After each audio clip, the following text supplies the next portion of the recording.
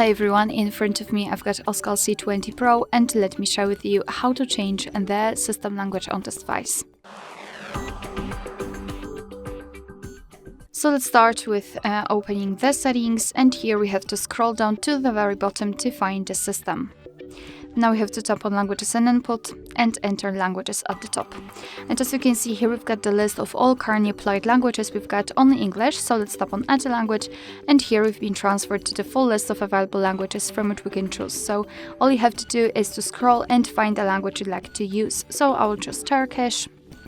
Just tap on the specific language, and as you can see, it will be immediately applied to this list. However, the English in my case is still a main one, so all we have to do right now is to reorder the languages to set the Turkish, in my case, as a default language. So let's tap on it and hold it, and then drag it to the very first position.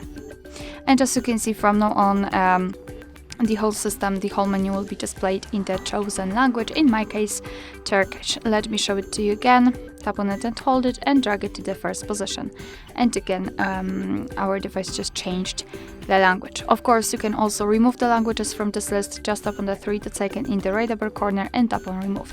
Mark the language and tap on the trash bin icon. Tap on remove. And as you can see, we've got only one language applied.